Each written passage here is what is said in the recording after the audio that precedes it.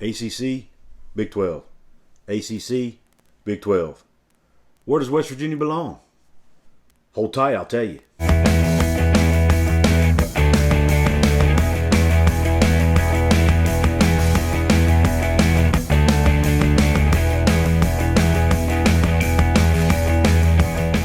What is up, college football fans and fellow members of Mountaineer Nation? This is Couz, and welcome to another edition of Couz's Corner, your go-to channel for college sports with a heavy dose of West Virginia Mountaineers. Before we get on to the topic of this show, which is West Virginia and do they actually fit into the ACC, and can they get in, I want to ask you to please subscribe to this channel. Please smash that like button for me, give me that thumbs up, and don't forget to share this with your friends. And also, I want to recognize a couple of my subscribers, K-Dog and Bulldog JC. Thank you both for your support. Now let's get on with the show. Does West Virginia actually fit into the ACC? And can they get in? The answers to those are yes and no.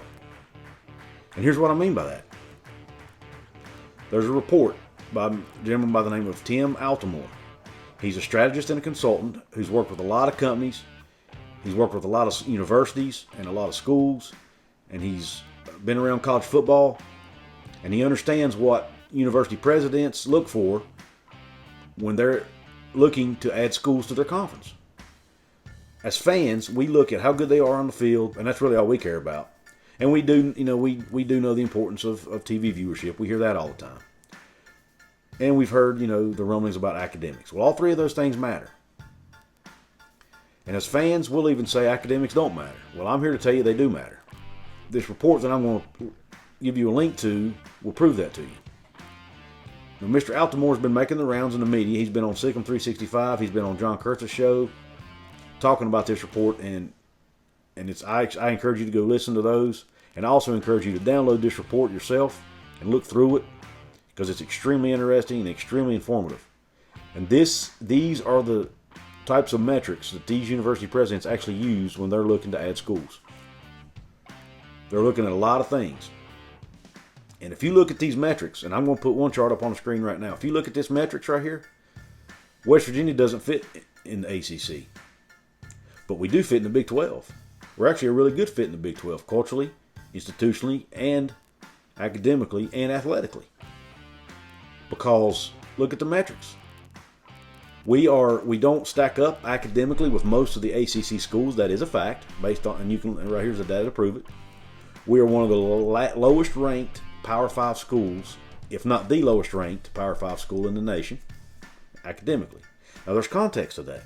West Virginia prides itself on educating as many people in the state of West Virginia as possible. That's part of what they do. That's one of the reasons they're here. So because of that, they have to let a lot of students in that other institutions won't. That's okay. There's nothing wrong with that. They're here to educate people, not to play football. Okay? We got to remember that. Number 2, West Virginia is about middle of the pack, and you can see, look at this chart and see that, athletically.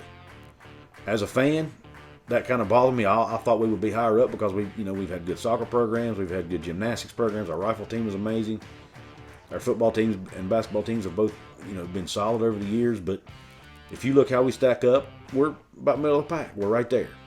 We actually fit into the Big 12 in their metrics in these categories. But you look where the ACC schools are in the blue, we don't fit. You look ACC, Pac-12, Big 10, we don't fit for the most part. Now there's outliers. There are outliers here. You've got Louisville there, who's not far from us, either academically or athletically. They're in the ACC. But as a general rule, West Virginia does not fit. Now, we wouldn't be a far off fit from the SEC. They would be a close second. So I think West Virginia could actually fit into the SEC culturally. Now, here are some of the criteria they look at. Okay, like I said, academics, how good they are on the field and on the court, TV viewership, and TV market size. Those are 3 of the criteria. But there's a lot of other things these presidents look at. Okay, and here's just a few of them. How much money do you get at your university for research, for academic research? How big are your endowments? And that means how much money do you have flowing into your program? Private funding do you get? How much importance does your university put on diversity and inclusion? That's a big deal. What's the trajectory of the school, athletically and academically? Are they on the rise? Are they falling? Are they staying? Have they plateaued? Have they reached their peak? That's a factor. How hungry is that institution to grow? Do they want to get better? I mean, they look at things even as simple as how is a school near a major airport. The Pac-12, for example. Every school in the Pac-12 is near a major airport with the exception of Washington State. Because in the Pac-12, a lot of the schools share professors. And they want their professors to be able to fly from school to school easily. That makes sense, right? So, I mean, even that matters. One of the things they look at, one very important factor here, and this is where I think WVU, even though they don't fit in to this metrics in the ACC, the reason I think they can get in is this right here. They look at the leadership positions of the institution. For example, the athletic director, the chancellor, or the president. And E. Gordon Gee at West Virginia University is one of the most respected university presidents in the country. He has worked at Vanderbilt, he's worked at Ivy League schools, and he's worked at Ohio State, which is a Big Ten school. So he's worked in 4 different conferences already. He's extremely well respected. He knows what it takes to achieve academic success, to achieve athletic success. He's been there, he's done that. Other school presidents trust him, they respect him, they want him in the room when they're making big decisions.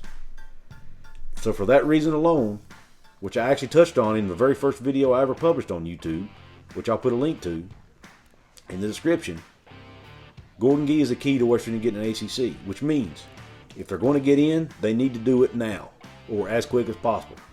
Because Gordon Gee is 77 years old. He could retire at any time. We don't know how much longer he's going to be in that role. So West Virginia, if they want the ACC, they need to strike while the iron's hot and while Gordon Gee's in that leadership, because now is the best chance they've ever had. And Mr. Altimore actually talks about this in this report, page 17. Look it up. I encourage you to. Let me know your thoughts. What do you think about this report? Do you think West Virginia does end up in the ACC eventually? Or do you think they should stay in the Big 12? And with UCF coming in, with Cincinnati coming in, do you think they should stay put and compete? Let me know what you think. I've made no secret. I'd like to see them in the ACC to renew old rivalries and for easier travel for fans and for the athletes. But that may not be the best thing for the university. Again, I appreciate you tuning in. Ask that you please give me that thumbs up or the thumbs down if you thought this was terrible. Don't forget to subscribe. And until next time.